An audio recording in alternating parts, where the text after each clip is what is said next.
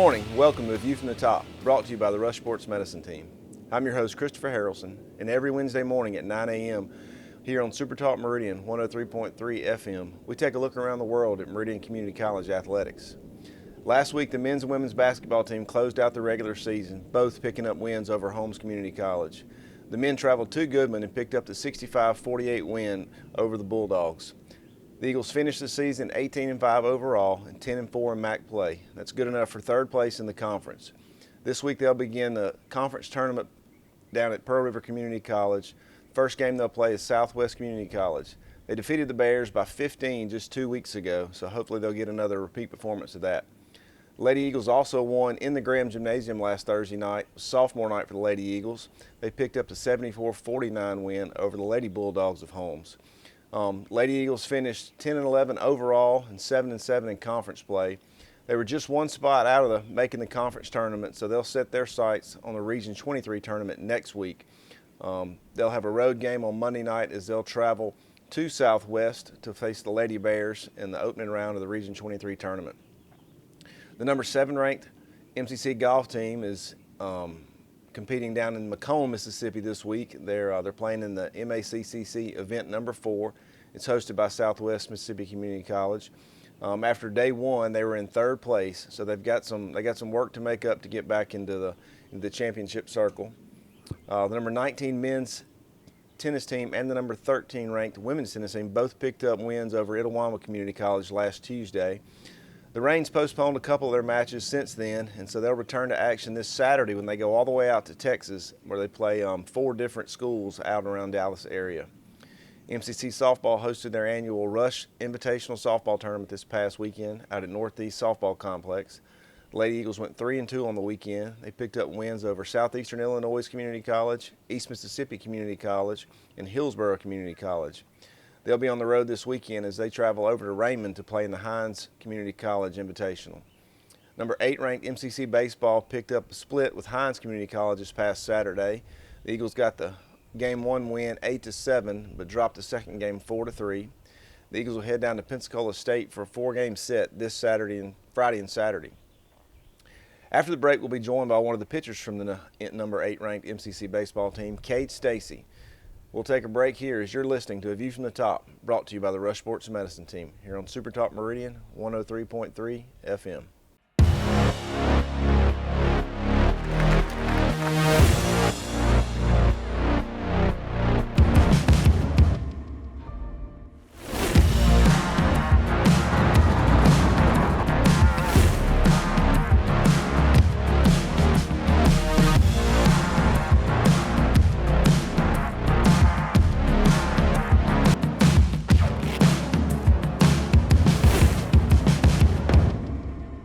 Welcome back to A View from the Top, brought to you by the Rush Sports Medicine Team. I'm your host, Christopher Haralson. Today I'm joined by sophomore pitcher of the Eagle baseball team, Cade Stacy. Cade, welcome to the show. Thanks for having me. Yes, sir. So, Cade, you've got an interesting story for sure, and I want to, take some time to go over it because it's a story that nobody gets to tell. It's a rare story, and if you try to look up somebody who's been through what you've been through, there's just not a whole lot of examples. So let's take a little time here and talk about how we got to where we are today. Let's go all the way back to 2019. Kind of tell me, you were pitching for Caledonia, Yeah. and so kind of tell me how that season went and how you actually wound up at Meridian. So my senior year went decent. We got put out of playoffs by New Hope in the second round, I believe. And Meridian was actually my last offer, but I came here and I liked Coach Sod and Coach Parks and just kind of decided this is where I was wanting to be. So. Right. So you got down here August 2019, went through the fall like any other fall, and then we got into what we now know is the craziest year of anybody's life, 2020, and didn't play much. I think you played one game against East Central. Yeah. And then our season was just cut off, before it really got started good, thanks to COVID. And so what'd you do, after that year, after, in 2020 when we got shut down in March and we didn't get to really come back to school or play baseball or anything? Kind of tell me what you did between then and when you came back. Well, I took a break kind of reset because I think I needed it. And then I started playing fall ball or summer ball, and that summer went really good. So I was coming back here, you know, feeling good, back to Right. normal, throwing strikes. Right. And then in the first week we were here, the Rush Sports Medicine team was doing their physicals and heard a heart murmur. Really? Is that something that you knew was there before? You'd ever had anybody pick up on? So what did we do? So we picked up the heart murmur, and then what was your next step? I went and got an echo by my, or EKG by my home physician, and they thought it was fishy. Right. So I had to go to somebody else and get another one. Then I had to get an ultrasound, so an echo. And then after all that, they kind of determined that I needed open heart surgery. And so you were diagnosed with a bicuspid aortic valve, which for those listening, normally your aortic valve's got 3 valves on it, or 3 cusps that open and close as the heart pumps. And yours only had 2, so it wasn't closing all the way. And so you had some blood leaking back. Yeah. And this is a congenital thing you were born with. I think in most people, they don't really start having any symptoms until they're, an adult. Yeah. And so I think that's probably why yours wasn't picked up, any sooner. I think they usually like 50-ish or something like that. They said they start showing the symptoms of it, but I guess being so active through the Right. years kind of made it wear down a little quicker. Right. Well, and I think it probably helped, as well as you were an athlete, you were active. So your heart, with the exception of that, was in good shape. I mean, you were in good shape. So your heart was exercising. It wasn't like you were, laying around and out of shape or something like that. So it probably helped that you were in good shape and your heart was in good shape, going into that. So tell me how you felt, when you go from, a great high school pitcher to a season cut short due to COVID. You kind of get things back rolling in the summer, coming back in the fall, looking to, to help this team win. And then all of a sudden, before we even get started, things are just kind of hit with this, here I am, 19 years old, I'm about to have open heart surgery and heart valve replacement. What'd you feel like then? It was all a little overwhelming at Right. the start because they went through everything and they're like, you're probably not going to play baseball again. And then they came back like 2 weeks later and they're like, you'll be able to play again. So my surgery got pushed back a month. So I had a lot of different things going on. It was a little overwhelming. I'm sure. I can only imagine at that age, going through something that severe and that traumatic and your whole world, I'm guessing probably since you were 10 or 11, your whole world has been baseball. And then to get told, one day that, hey, you've got this congenital heart defect and you may never play baseball again, I would think that there's probably some depression or some angst about that and not knowing. I mean, obviously the not knowing's got to be hard when you're just sitting there waiting to have this surgery. Can you talk at all about, just kind of the emotions you felt there? Well, I was trying not to be nervous about it, so I didn't really think about it very much, but closer to it, I got, especially right before I went back for surgery, I was pretty nervous. But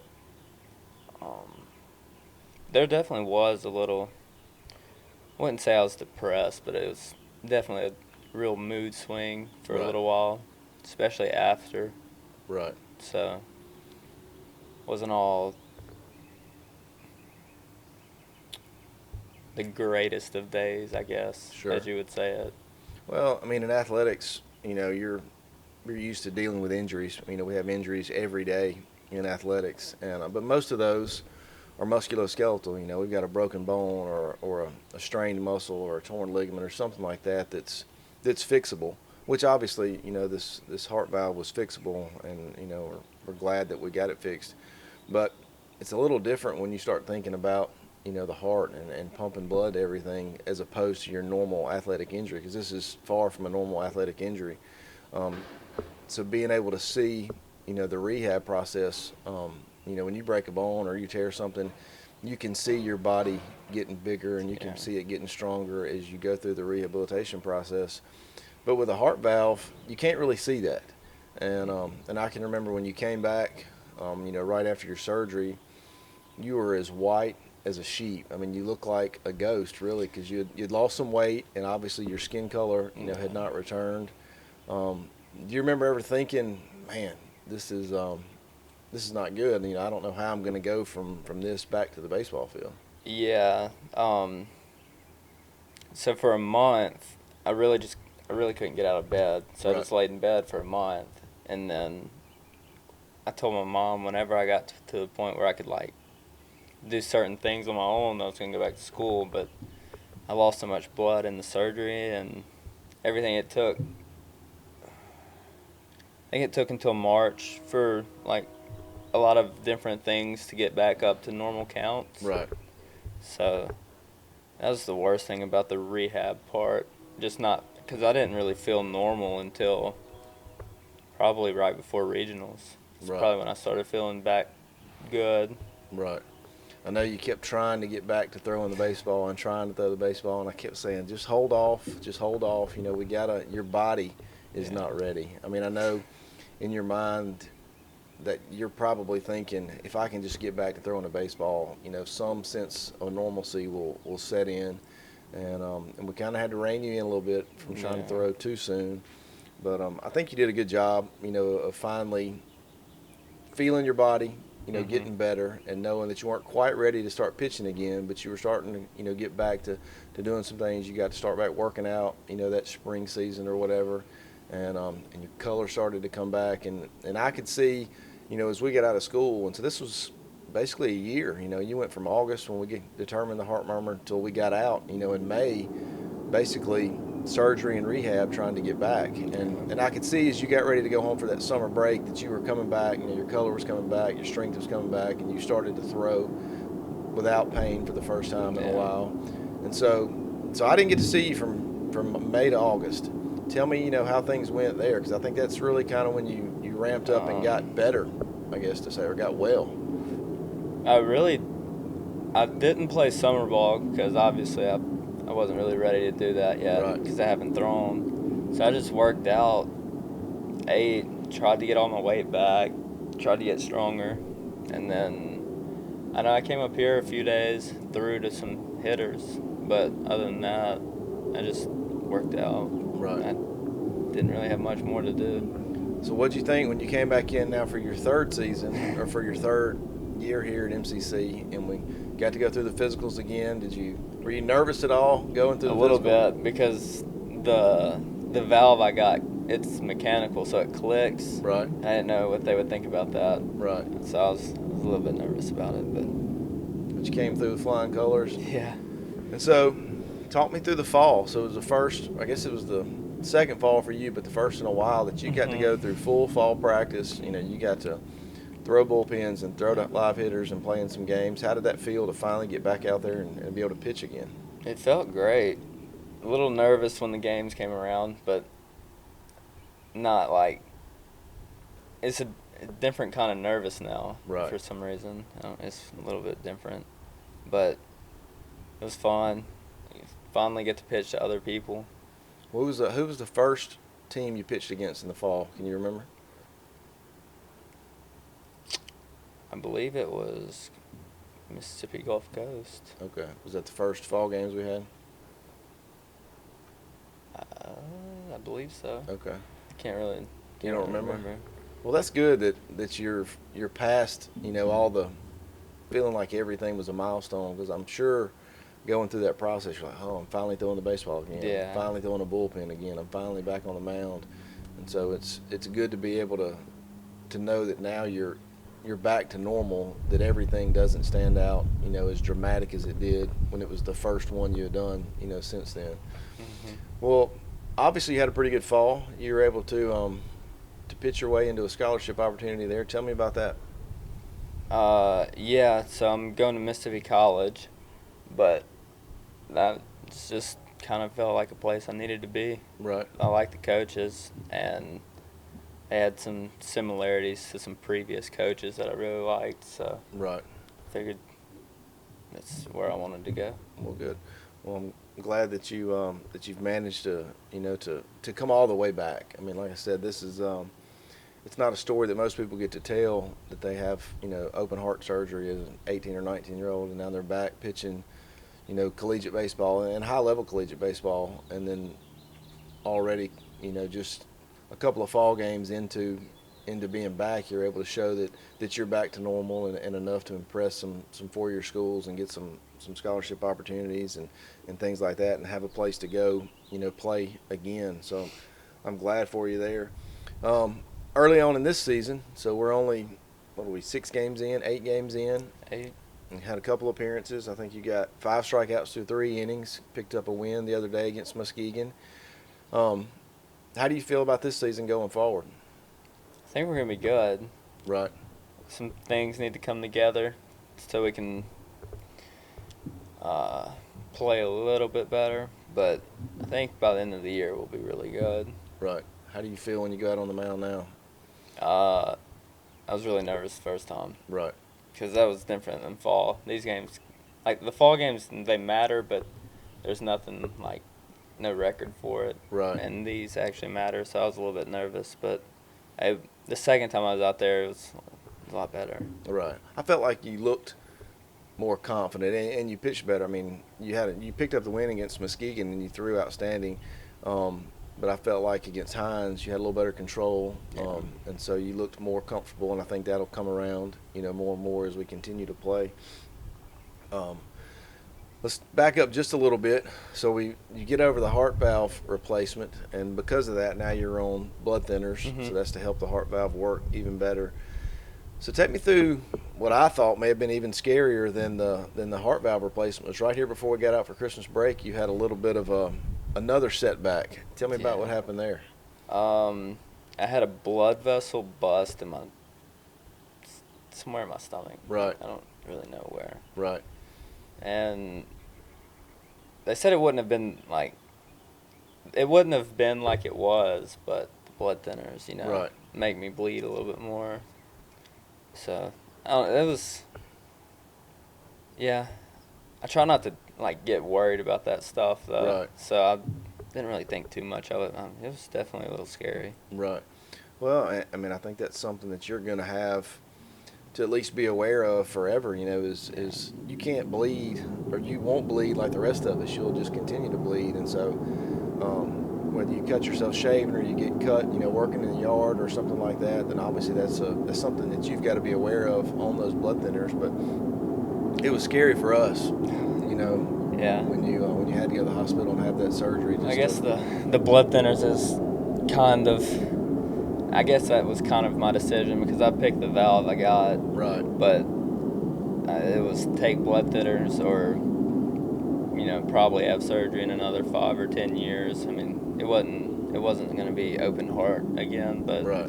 just rather not go through that again. Sure, I can understand. And I guess blood thinners are kind of the blessing and the curse. I mean, the blessing is it makes the heart work, which you got to have, but the curse is it makes you bleed way more than everybody else. And so it certainly can be dangerous, as far as dealing with that kind of stuff.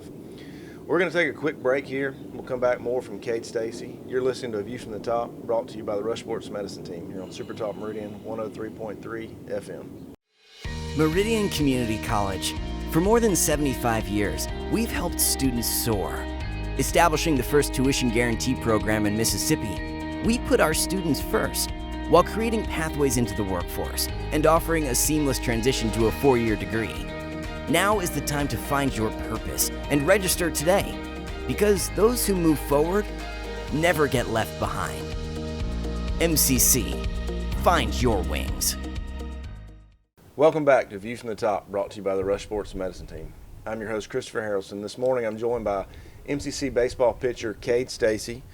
Cade was able to undergo heart valve replacement surgery his sophomore season here at MCC.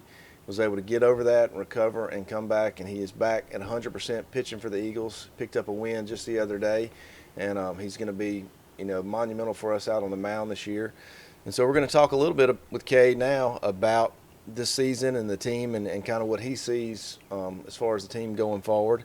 He got to sit back last year as he was recovering from surgery and watch the team, and we've returned a big portion of that team. So, Cade, kind of give me your thoughts on what you saw last year and how you think we're going to be better this year than we were last year. So last year, I think hitting was kind of our main point. Right. Like, we had a few arms. Our bullpen wasn't amazing. It was kind of the downfall of the team. We were super close, though, so that kind of pulled everything together to win as much as we did. And this year, it's the same. Right. Everybody's super close. The lineup's really good. I mean, we only lost one person. Right. Tolly, and then Caleb, I guess. But we have bullpen arms this year. Everybody's throwing good. So I think we're going to be good. Right. I just got to come around. I think you're right. I think I think we've had a lot to build on last year. And like you said, we returned almost everybody with the exception of Banks Tala, who went up to Ole Miss, and then Yarborough, who played shortstop for us. He's moved on. But everybody else is back. And like I said, we've got you back. We've got several injured pitchers that weren't able to pitch last year that are back. And so I think we've certainly solidified the bullpen. But I guess we're 8 games in. Is that right? 6-2. Tell me what you've seen early on in the season that either concerns you or you're optimistic and excited about. I haven't really seen anything too concerning. Right. I think the staff is throwing pretty well to start the year. The hitting, I mean, it's going to come around. So right. The lineup's still good, but I don't think there's that much to be too worried about. Do you see anybody? Does it feel at all like we were so good last year, and so many people are back that they are sitting back thinking, hey, we're good. Braden's going to hit a home run. Bridley's going to do this. We're going to do what we did last year, and kind of relaxing a little bit. Or do you see them, pressing forward and trying to push through and build off what we had last year? Not really.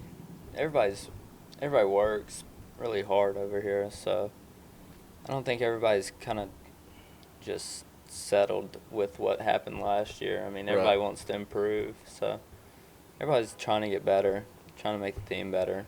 Right. Team's getting closer. That's going to help too. So.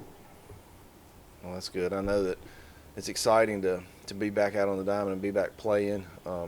And so far, we've had great weather. We played some really good teams. Played Pensacola State, who's always a really good team in Division I baseball. They came up, for a doubleheader, and we split with them in 2 really good games. Had the 4-game set with Muskegon where we swept them, a good team out of Illinois, and then obviously split with a perennial power in the state in Hines. It was a non-conference matchup, but still they're always really good. Got 2 Division I arms that we saw, one going to Southern Miss, one going to University of Louisiana Lafayette. So they're running out good arms there, and it was good to to get in there and get a win there and have a chance to win the second game. I felt like we were just one hit away in 2 or 3 different innings from getting that go ahead run across the plate and picking up the win against Hines. And so now we get a chance to go back and see Pensacola 4 more times as we really get rolling here. The games have been spaced out early this season where we've just played on the weekends, and like I said, we'll go down and play 4 games this weekend at Pensacola where we'll see some really good arms again. And then it's a quick turnaround. It'll be the first quick turnaround we've had where we'll be back home on Tuesday to play a good Coastal Alabama team, and then it's just a couple more weeks and then we're into conference play. What do you see this weekend going down to Pensacola? How things are going to shake out? What's our rotation going to be? Do you know? I think it's Ladner and Cortez on Friday, and then Sparks and Boswell on Saturday. Okay. So we're still trying to work out some kinks on all 4 conference starters. I think Coach Shuttleton is trying to, change a few things up and see what he's got. JT Etheridge coming out of the bullpen the other night, to close out the game. I think that's going to be a really big weapon for us if he can settle into that closer role and and come out of the pen throwing low 90s with that slider he's got. Yeah, I think that's where he fits. Right. I think that's his spot for the year. Right. To really help the team the best. I think that's where he needs to be. I think you're right. He looked good, and he can be overpowering with that fastball for sure.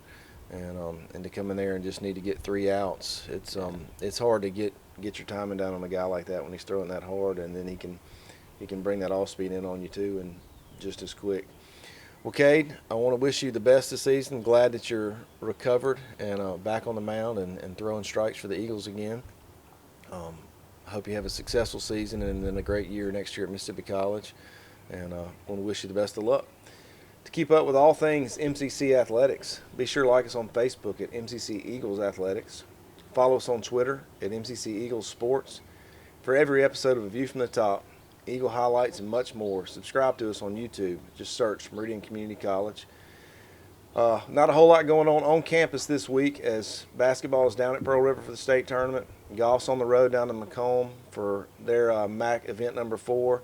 Tennis heads out to Texas. Softball goes over to Hines, and baseball down to Pensacola. So a busy week in the department, but a slow week here on campus. Want to invite you to join us next week next Wednesday on A View from the Top on Super Talk Meridian 103.3 FM.